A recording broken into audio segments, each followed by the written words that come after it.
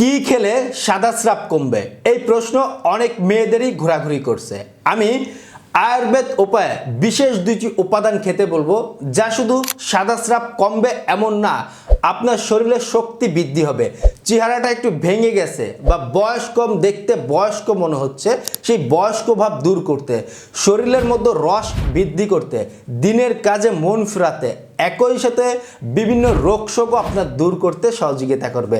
সর্দি, কাশি, ঠান্ডা, জ্বর এই ধরনের সমস্যা থাকলে, এমনকি রোগ প্রতিরোধ ক্ষমতা কম থাকলেও আজকের যে দুইটি উপাদান নিয়ে আমি আলোচনা করব, আমাদের সকল মানব স্বাস্থ্যের জন্য অত্যন্ত গুরুত্বপূর্ণ বা জরুরি। তবে যে প্রশ্নটি নিয়ে আমরা সামনে এগোবো, যে সাদা স্রাব। সাদা স্রাব নর্মালি কোনো রোগ না, যদি এটা আপনার মাত্রা অতিরিক্ত না হয়, মাসের মধ্যে বেশিরভাগ টাইম লেগেই না থাকে, বা ভিন্ন কালার এবং আপনার ইচিং বা চুলকানি না হচ্ছে, দুর্গন্ধ ছড়াচ্ছে, এজন্য আমরা অতিরিক্ত সাদা স্রাব না হলে এর প্রতি পদক্ষেপ নিব না। নর্মালি হলে বা রেঞ্জের মধ্যে থাকলে তখন এর প্রতি আমরা স্বাভাবিকভাবেই চিন্তা ভাবনা করে চলাফেরা করব, যে এটা আপনার শরীরের সাথে ঘটবে।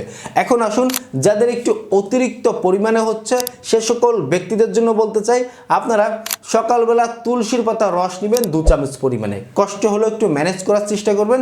তুলসীর পাতার রস 2 চামচ পরিমাণে, একই সাথে মধু নেবেন 2 চামচ পরিমাণে। 2-4 চামচ পরিমাণে এই উপাদানগুলো আপনারা প্রতিদিন সকালবেলা কয়েকটি পদ্ধতিতে খেতে পারবেন। একসঙ্গে মিশাই, আলাদা আলাদা, বা চায়ের মাধ্যমে, হালকা গরম পানির মাধ্যমে, যে কোনো পদ্ধতিতে সকালবেলা খালি পেটে খেলে সব থেকে বেস্ট একটা রেজাল্ট পাবেন। অন্যথায় আপনি সকালবেলা নাস্তার পরে খেয়ে নেবেন।